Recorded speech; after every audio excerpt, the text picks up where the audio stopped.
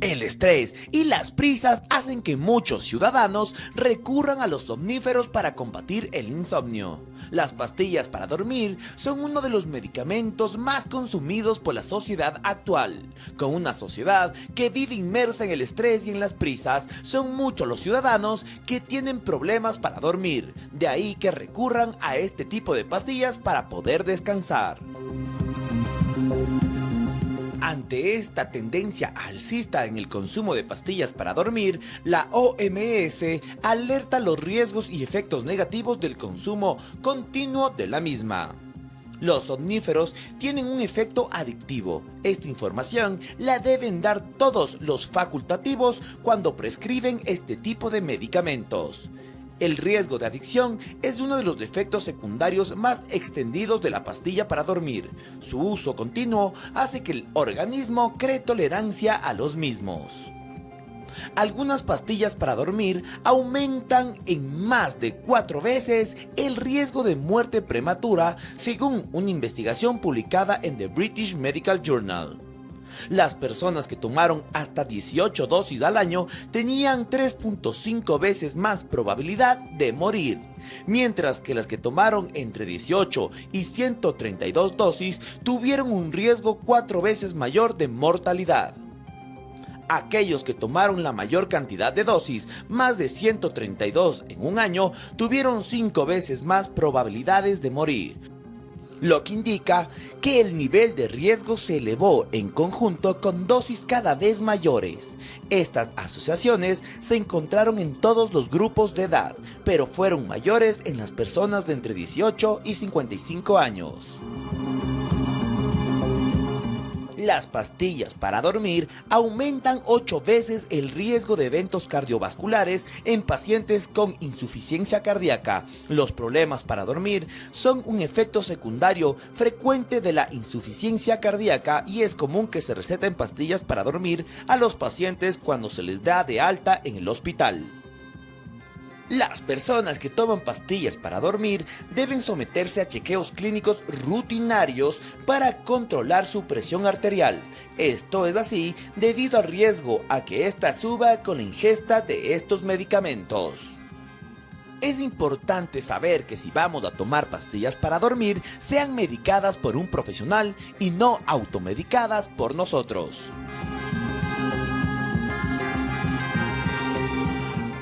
Y para tratar este tema en vivo nos acompaña Juan David Jarrín, psiquiatra. Mi querido Juan David, el otro día medio lo topamos de lado, pero nos pareció un tema interesantísimo. ¿Existen pastillas en realidad que puedan ayudarnos de una manera inofensiva, por llamarlo así, o todos estamos incurriendo en algún tipo de riesgo cuando buscamos esta ayuda química para conciliar el sueño? Bienvenido. Gracias. Yo te propondría responder de la siguiente manera. Los trastornos del sueño es una de las 450 enfermedades que hay en los manuales diagnósticos psiquiátricos. El sueño puede ser un resultado de otra patología como la depresión, como la bipolaridad, como la narcolepsia, o puede ser per se un trastorno diana principal. La compañía Roche, nosotros tuvimos históricamente, por darte un tema, la clorpromacina fue el primer antipsicótico. Entonces es cierto que las industrias farmacéuticas pues tienen un interés muy económico más que humanitario, así que Roche comenzó a descubrir las primeras benzodiazepinas. Las benzodiazepinas, hay un grupo televidentes, es el grupo Z, donde está la zopiclona, donde está el zolpidem, benzodiazepinas y los primeros que vinieron históricamente, los barbitúricos. Todos ellos tienen un fin terapéutico, no es que hay que verlos como drogas que como la cocaína, no es así. Funcionan como anticonvulsivantes, funcionan para crisis epilépticas. Quisiera poner un cuadro azul, un cuadrito azul que los televidentes van a poder ver o visualizar los efectos clínicos. Estos fármacos... Lo vamos a preparar en un segundo. En un segundo bloque.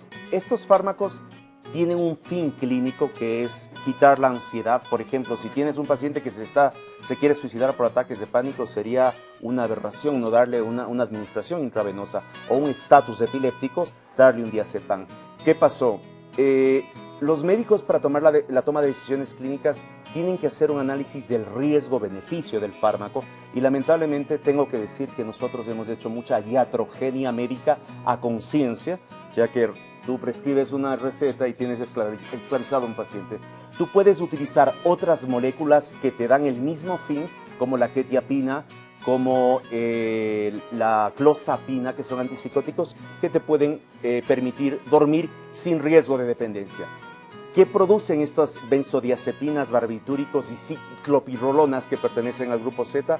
Que tú finalmente vas a necesitar más volumen, o sea, comenzaste con un Xanax y terminaste con 20 Xanax al día. Se venden en el mercado ilegal junto a cocaína. Por ejemplo, generalmente los traficantes de droga te ofertan, te venden una ruedita y tu gramito de coca. Entonces, por culpa de estos benditos medicamentos, todo el resto de nuestros psicofármacos perdieron prestigio. Y no es que todos los psicofármacos sean adictivos, para que tengan una idea global. Wow, qué impresionante en realidad. ¿Qué es lo que sucede, Doc, cuando una persona se automedica y no va donde el especialista para que le recete? No sé si tal vez en cantidad y simplemente porque lo cree como lo más normal. Yo conozco a mucha gente, en realidad tengo algunos amigos que me dicen, sí, me tomo una pastillita para dormir, pero no pasa nada. ¿Qué es lo que sucede en realidad con estas personas que están consumiendo sin haber consultado antes con un especialista? Tú con el tiempo iniciarás con una tableta de clonazepam. Con el tiempo, clonazepam es menos adictivo, tiene un fin más terapéutico ansiolítico. Eso me ayudas a explicar algo. Las benzodiazepinas de acción corta, como lorazepam, como alprazolam, tienen un efecto un riesgo más adictivo. Entonces, estas personas terminan tomando mayor volumen, o sea, 10 tabletas, pero ya no van a tener el efecto, ya no les va a hacer dormir. Si es que tú retiras estos medicamentos abruptamente, tú vas a generar un síndrome de abstinencia. El paciente genera una dependencia física y psicológica. O sea, como droga en realidad. Sí, pero ¿qué te diría? Si un paciente viene a mi consulta y tú vienes con ataque de pánico, desesperada, que te ibas a tirar de la ventana por tu ataque de pánico, yo te voy a dar un medicamento seguro, Paxil probablemente, te voy a dar un inhibidor selectivo de la recaptura de serotonina, pero no te puedo dejar que estés con una ansiedad así de fuerte. Entonces, en la primera fase, si tú sabes utilizar benzodiazepinas, son una maravilla. Van a decapitar la ansiedad hasta que las moléculas que no son adictivas actúen. O sea, como la fase inicial está bien, pero nosotros, psiquiatras y neurólogos, lamentablemente, a conciencia, porque esclavizamos a un paciente y tenemos la platita siempre mensualmente ahí para nosotros, hemos hecho una iatrogenia médica. Hay que hacer una mea culpa y hablar claro con nombre y apellido. ¿Cuáles serían esos consejos que tú podrías darnos? Porque vivimos en una sociedad inmediatista y quizás no vamos al problema, quizás no duermo, toma la pastilla, pero en realidad estoy teniendo malos hábitos de la noche, me estoy quedando muchas horas viendo en el teléfono, en el celular, en la televisión, y todas esas cosas afectan al sueño. Pero entonces, ¿cuál sería la forma primero para atacar, para poder conciliar el sueño naturalmente y normalmente? Porque la sociedad sí interfiere mucho en esto.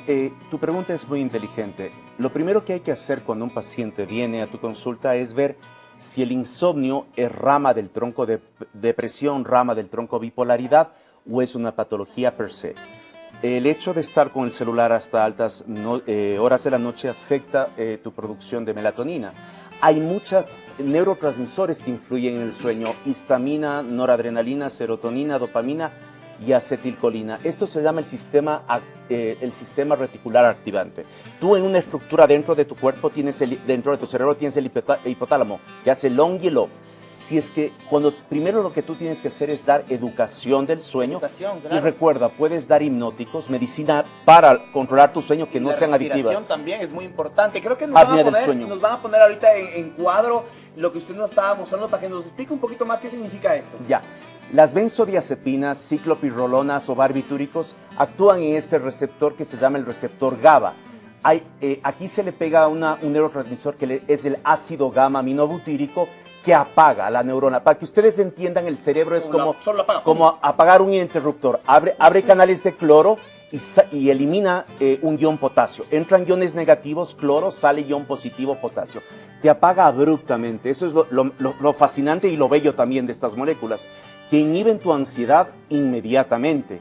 Pero en estas actúan todas las adictivas. Entonces, el receptor GABA es como un pentámor, tiene 5 estructuras.